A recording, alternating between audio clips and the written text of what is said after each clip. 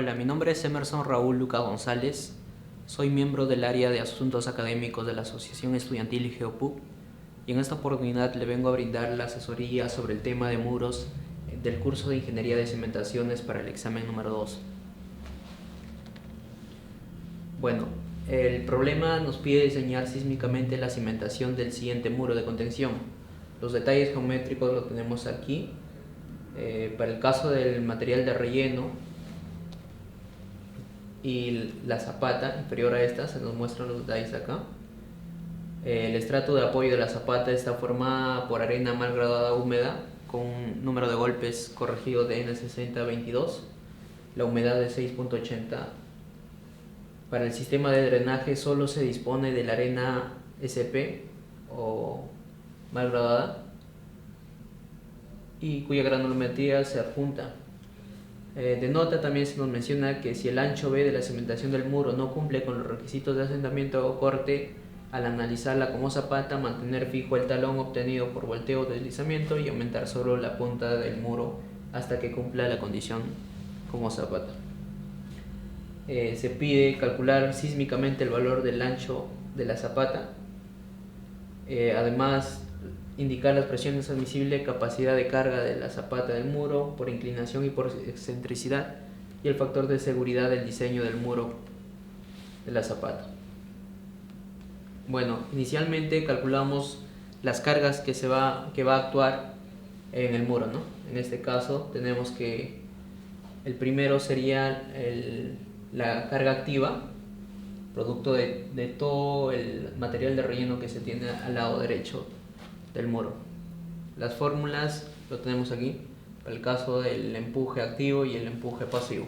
El pasivo sería lo que va a resistir el material de relleno adverso a la carga activa, ¿no? De dato también tenemos que el peso específico del material de relleno en este lado, y que es la misma en esta, va a ser de 2.04 y el ángulo de fricción interna es de 38 grados. Los detalles de la geometría anteriormente mencionada lo tienen ahí. Bueno, calculando sería simplemente un medio del peso específico, en este caso 2.04 por 7.5, que sería la altura total del muro hasta el fondo de la zapata, al cuadrado por el coeficiente activo. En este caso el coeficiente activo nos dan de dato que es de 0.244, resultando una fuerza total de 14 toneladas.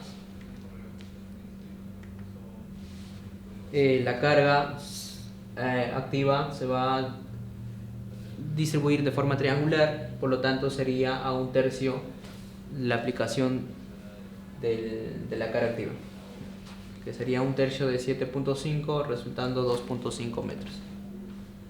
Tenemos la carga pasiva, la expresión para el cálculo lo tenemos ahí, que sería un medio del peso específico del terreno, en este caso 2.04, por la altura, en este caso es 1.5 al cuadrado, por el KP corregido. En este caso tenemos que el KP es de 14.486 y el corregido vendría a ser por el factor de reducción, en este caso que nos da de 0.309 KP por el factor de reducción, y finalmente nos resulta de 10.27. Este valor lo detallamos acá en el muro a una distancia igual de un tercio, que nos resultaría igual a 0.5.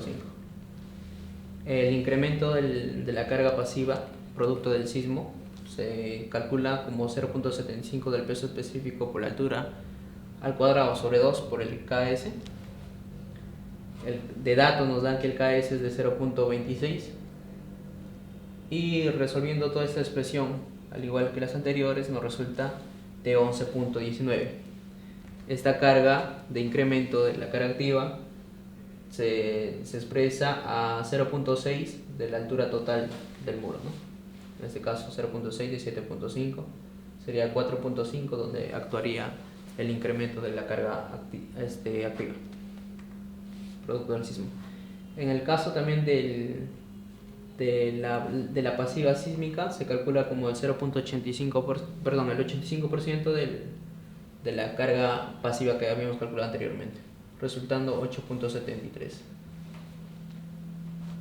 Bueno, finalmente se completaría la tabla, ¿no?, que nos piden para desarrollar el problema.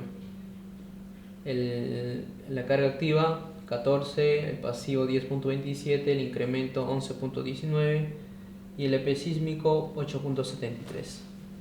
El de dato también nos dan que la fricción en la base es de 0.55, que sería la carga que actuaría inferior a esta, y se calcularía simplemente multiplicando 0.55 por la carga total o el peso en sí del muro, que lo vamos a calcular a continuación. Bueno, para el análisis se evalúa simplemente un análisis por volteo, por deslizamiento. Posterior a ello se analiza el factor de seguridad por asentamiento y por corte, como se desarrollaría cualquier cimentación de una zapata, ¿no? En el caso de volteo ya nos mencionan que el ancho es de 4.24 y por deslizamiento de 4.93. Además, con ello se puede demostrar que el ancho B sería igual a 5 metros. Pero al evaluar ese valor no cumple con el factor de seguridad en el caso del asentamiento diferencial. Por lo tanto, hay que incrementar en el caso de la punta un valor X, y en función de este se construye la siguiente tabla. Bueno, W1 sería el peso de este cuadrado, lo reconoce por el color. W2 el de la base de la zapata. El W3 el relleno del material pasivo, y el W4 el relleno del material activo. La densidad es 2.4 para el caso del muro, porque va a ser de concreto, y 2.04 para el material de relleno. En este caso es homogéneo en ambos lados. El alto hace referencia a la altura de cada uno de ellos. Viene a ser para el primero de 6.7, 6 más 0.7, para el siguiente 0.8 y así sucesivamente. En el caso del amarillo el W3 0.7 y para el otro caso 7.5 menos 0.8, que nos resultaría 6.7. Los anchos, para el caso de este tenemos que es 0.3, y para este caso vamos a tener que, como ya sabemos que el ancho B es de 5 metros, que nos dan de dato, solamente hay que incrementar la punta. En este caso vamos a asumirle que es el incremento X, entonces sería 5 más X. Para el caso del W3 sería 3 más X, y para el caso de W4 sería 1.7 exacto. Con ello se calculan las fuerzas. Las fuerzas simplemente multiplicamos la densidad por el volumen de estas. En este caso sería los resultados 4.824, 1.92x más 9.6, 1.428x más 4.284 y el W4 de 23.235. Copiamos los mismos valores de esta. En este caso tenemos las fuerzas, su valor de las fuerzas, y en el caso del EA y el incremento del EA ya lo habíamos calculado anteriormente. Un momento les muestro. Los valores fueron 14, 10.27 y 11.19. Estos valores se reemplazarían en el análisis. 14, 11.19 y el EP sísmico 8.73. Como estamos analizando en un caso sísmico, se va a utilizar simplemente el EP sísmico, no el caso del EP. Bueno, las distancias son medidas de acuerdo de este punto donde se está analizando el volteo. Digamos que para el caso W2 sería simplemente 5 más X, que sería el ancho, entre 2, nos resultaría 2.5, la mitad del 5, y X la mitad, 0.5. Y en función de eso se calcula cada uno a las mitades de cada rectángulo en el gráfico, respecto a este punto la distancia para el volteo, ¿no? Y se calcularían simplemente el momento respecto a ese punto, y simplemente sería multiplicar las cargas y fuerzas por las distancias. El resultado se muestra en la siguiente tabla. En este caso tenemos que para los pesos, como todos van hacia abajo, tendríamos un sistema horario, y para el caso de las fuerzas activas tendríamos un momento antihorario, ¿no? Y el EP sísmico en este caso también sería horario. Bueno, con ello se calcula la sumatoria de momentos. En este caso no se considera el EP sísmico porque el EP sísmico usualmente surge al momento de provocarse el sismo. Por lo tanto, no se considera en ese momento, en el análisis de la sumatoria de momentos. El resultado de la sumatoria de momentos es la siguiente expresión. De la misma forma se calcula la sumatoria de cargas verticales. A partir de estos dos valores se calcula la excentricidad efectiva. Copiamos las mismas expresiones, sabemos que el ancho B es 5 y analizamos según el incremento. En este caso hacemos que el incremento en sí es 0. Calculamos la sumatoria de momentos y la sumatoria de cargas verticales en función cuando x es igual a 0, y el resultado es el siguiente. Con ello calculamos la excentricidad. La excentricidad simplemente es la división entre el sumatorio de momentos y entre la carga vertical, ¿no? 56.70 entre 41.944 nos resulta 1.352. Pero la excentricidad efectiva se va a calcular como la mitad del ancho de la zapata del muro, que sería B medios, menos la excentricidad que habíamos calculado anterior. En este caso sería 5 metros, que es el B, entre 2.5 menos esa excentricidad, nos resulta 1.148. Con ese valor se calcula también el valor del ancho efectivo, o el ancho que va a recibir toda la carga del muro, ¿no? Que sería simplemente el ancho B menos 2 veces la excentricidad, y el resultado nos da de 2.704. Calculamos la relación entre ancho y el B efectivo. Se nos menciona que el ancho total de la cimentación del muro es de una longitud de 30 metros. Entre el B efectivo de 2.704 nos resulta 11.095. Con ello calculamos el factor de forma con la siguiente expresión: la inversa del cuadrado de 1.25 por esa relación entre 0.25 más la relación anterior mencionada. Nos resulta de 0.669. Con dicho valor calculamos la carga aplicada.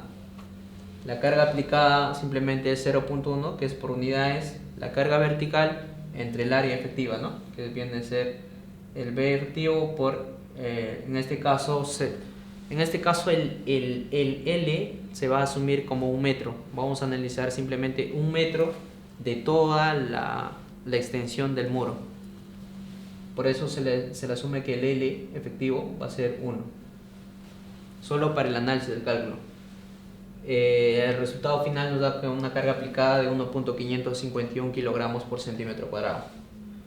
Luego, a partir de esa, mediante esta expresión, igualamos ambas, y la carga aplicada lo calculamos como 0.06 por el N60 al 1.4 entre el B efectivo a la 0.75, por el factor de forma, por el factor del nivel freático, por la relación del esfuerzo del asentamiento total entre el CCB.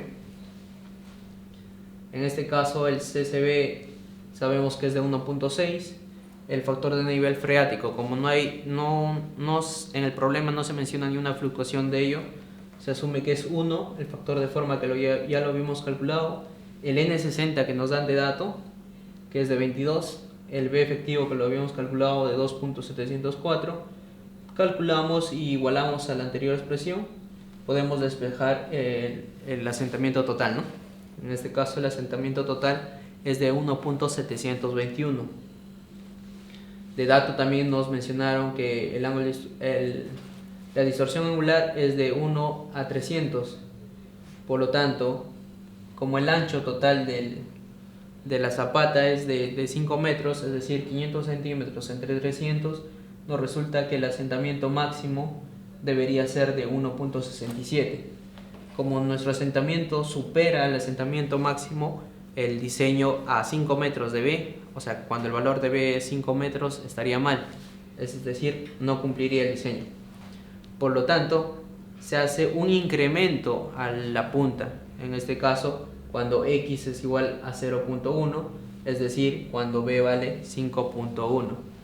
Con esto se hace de la misma forma el mismo procedimiento, el mismo cálculo, se calcula la sumatoria de momentos, la sumatoria de cargas verticales, se calcula la excentricidad efectiva, posterior a ello el B efectivo, se calcula la carga aplicada, se calcula la carga aplicada es igual a la siguiente expresión de la carga aplicada, que sería 0.6 por el N efectivo y todo, y se calcula un nuevo asentamiento total, en este caso resulta de 1.721. Y como habíamos mencionado, al calcular el asentamiento máximo en función de la distorsión angular que nos dan de dato, nos resulta de 1.7 y también no cumpliría porque se sobrepasa el asentamiento total. Por lo tanto, se sigue incrementando el ancho de la punta. Si lo incrementamos 0.20, el ancho sería de 5.2. Y en este caso, al evaluarlo, nos sale que la sumatoria de momentos es de 60.709, la sumatoria de cargas verticales de 42.613. Por lo tanto, la excentricidad, que es la división de esta, nos da de 1.425, pero la excentricidad efectiva nos resulta de 1.175. Se calcula el B efectivo. Posterior de ello se calcula la relación entre ellas para calcular el factor de forma, que nos resulta de 0.671. Se calcula la carga aplicada y se iguala a la siguiente expresión y se despeja el asentamiento total máximo, que nos resulta 1.722 centímetros. A partir de la distorsión angular también calculamos el asentamiento máximo que debe soportar el muro en sí y nos da un valor de 1.733. Como nuestro asentamiento total que estamos calculando cuando nuestro ancho es de 5.20 es inferior al máximo, diríamos que estamos cumpliendo en el caso del diseño por asentamiento. Como cumple, procedemos a calcular los factores de seguridad por corte. Bueno, detallando los valores, ¿no? Que el B por volteo nos resultó 4.24, 4.93 por deslizamiento, que fueron de datos. El incremento de la punta fue de 0.2 y el ancho de 5.2. Con esos valores volvemos a calcular nuevamente la sumatoria de momentos, la sumatoria de cargas verticales, la excentricidad efectiva, el B efectivo, el factor de forma, el asentamiento total y el N60, que es de 22, y la capacidad de carga aplicada, ¿no? De 1.496. Bueno, planteamos la ecuación de corte o la capacidad de carga que va a resistir. En este caso se va a analizar las dos situaciones por excentricidad y por inclinación.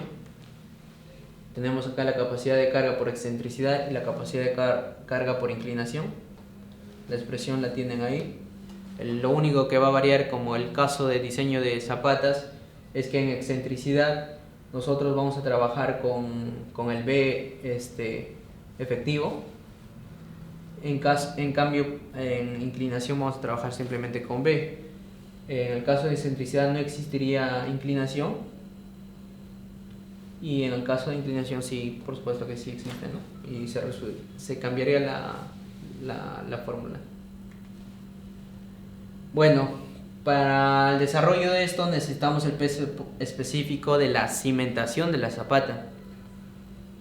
De dato nosotros no tenemos el peso específico, sino tenemos la humedad de ella. Por lo tanto, mediante el diagrama de NAFAC, calculamos dicho valor. Como se trata de un suelo SP, a partir de esta se traza una recta. Se traza una recta y se tendría el peso específico en seco, que resultaría de 1.675. Mediante esta expresión podemos calcular el peso específico total, digamos, que simplemente como el peso en seco multiplicado por 1 más la humedad, y nos resulta 1.798. Con dicho valor calculamos el esfuerzo efectivo a la mitad de la cimentación de dicha zapata. O sea, desde el fondo donde termina la cimentación del muro, inferior de esa tenemos una zona de influencia, en este caso sería el Z. A la mitad de ese Z estaríamos calculando el esfuerzo efectivo. Por lo tanto, si nosotros desarrollamos esa expresión, sería 0.1 por 1.5 por 2.04 más Y, que viene a ser el peso específico, que en este caso no conocemos, pero como vamos a hacer un proceso iterativo, ese Y viene a ser esto, 1.798,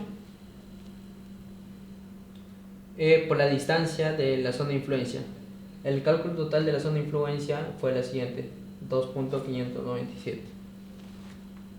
Bueno, el esfuerzo efectivo final nos resulta 0.502. Como esta es superior a 0.304, que es el rango para diferenciar cuál de las fórmulas a utilizar, utilizaríamos la segunda, ¿no? Y al despejar este valor calcularíamos la densidad en seco, digamos, y dicho valor resulta 83.3.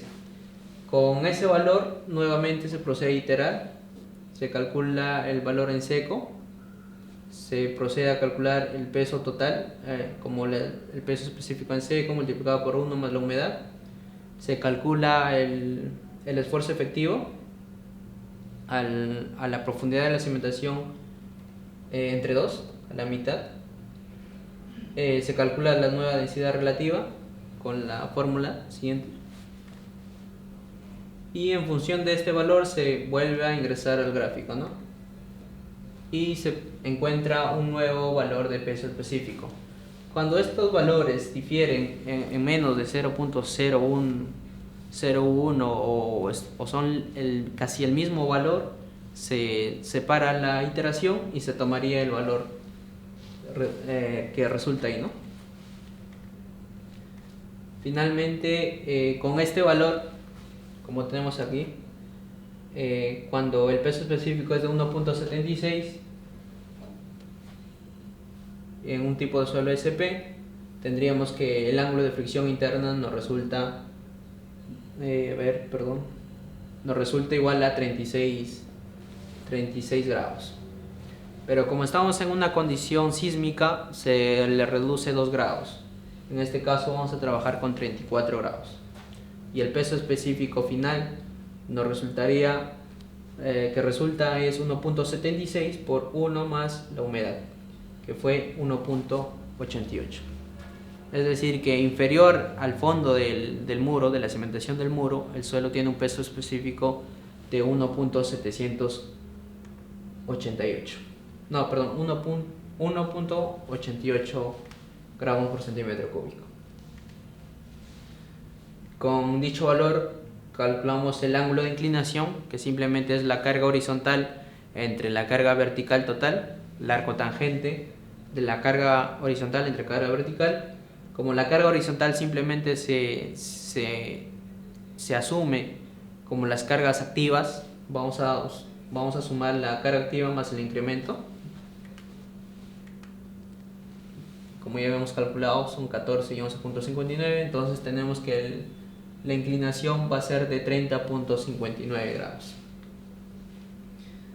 En este caso vamos a calcular las expresiones para para calcular la capacidad de carga, en este caso el NQ, el N gamma, para un número de golpes de 22 que nos dan de dato, pero las expresiones no están detalladas para este valor, por lo tanto vamos a hacer un proceso iterativo para un n que vale igual a 30 y un n igual a 50. Para el caso del n igual a 30, el ángulo de fricción interna que se toma es el que habíamos calculado, es decir, 34. Pero para el caso del n60, el ángulo se va a calcular de la siguiente forma, como el arcotangente de los 2/3 de la tangente de 34, es decir, 24.214. Los ángulos se resuelven en las siguientes expresiones porque simplemente dependen del ángulo de fricción interna, y se tendría el NQ y el N gamma, o los coeficientes en función de la carga y del peso específico para ambos casos. El resultado final para el caso de un N60 igual a 30 número de golpes, NQ es 29.44 y N gamma 31.15, y para el caso de número de golpes igual a 5, 9.82 y 5.92. Pero como nosotros deseamos tener para el caso de un número de golpes igual a 22, simplemente interpolamos de forma lineal y nos resultaría un NQ de 26.5 y un N gamma de 27.4. Y el valor que se va a asumir es un valor entero, el siguiente, que sería 27 y 28. Y completaría la tabla que también se nos da en el problema. La carga total de datos que nos dan es de 1278 toneladas, la sumatoria de momentos 1.821, la excentricidad 2.85, el ángulo que hemos calculado de 30 o de inclinación 30.59, la relación entre el asentamiento diferencial y el ancho, que es 0.288, la excentricidad efectiva 1.175, y la zona de influencia, que simplemente sería el P efectivo a la 0.75, que nos resulta 2.19. Bueno, se vuelve a expresar los mismos datos, ¿no? Y con ello calcularíamos la capacidad de carga por inclinación y por excentricidad. En el caso de inclinación calcularíamos los factores de inclinación, el IC y el IQ, mediante la siguiente expresión, que en el problema les da de datos las fórmulas, que nos resulta 0.436, el I gamma con la misma expresión 0.01, y los siguientes coeficientes, que nos resulta 0.981, 0.965. Con ello, teniendo todos los valores, se reemplazan las fórmulas de capacidad de carga. El 0.1 simplemente es una corrección por unidades, y finalmente la capacidad de carga por inclinación es de 3.734 y por excentricidad de 15.621. Por lo tanto, con estos valores y la capacidad de carga o la carga aplicada que se había calculado anteriormente, que fue de 1.495, podemos calcular el factor de seguridad, ¿no? El factor de seguridad por inclinación es de 10.45 y por excentricidad de 2.5. Y como sabemos, en el caso del diseño en el caso sísmico, lo más recomendable es que supere los 2.5, ¿no? Y estaría cumpliendo el diseño por corte. Como ya había cumplido por volteo y había cumplido por deslizamiento, además de ello ya habíamos demostrado que el asentamiento también está en el rango, y el diseño por corte de la capacidad de carga, el factor de seguridad es superior a lo normado en la norma técnica, podemos decir que el diseño está correcto y que el ancho final del muro sería de 5.2 metros. Se detallan todos los valores calculados anteriormente para el cálculo de capacidad de carga. se completaría finalmente todos los detalles que nos pide el cálculo, ¿no? El B máximo usual, que sería simplemente 0.7 por 7.5. La división entre momento, el factor de seguridad por volteo y por deslizamiento que te dan de dato. O sea, reemplazas el valor y simplemente haces la división entre la sumatoria de fuerzas, de momentos actuantes entre momentos pasivos, digamos. Y para el caso de deslizamiento, simplemente las fuerzas actuantes entre las fuerzas que se oponen al movimiento, ¿no? El asentamiento que habíamos calculado, el asentamiento total, el factor de seguridad por inclinación que fue de 2.5, el factor de seguridad por excentricidad de 10.47. Cumpliendo todos esos detalles ya se acabaría con el problema. Gracias.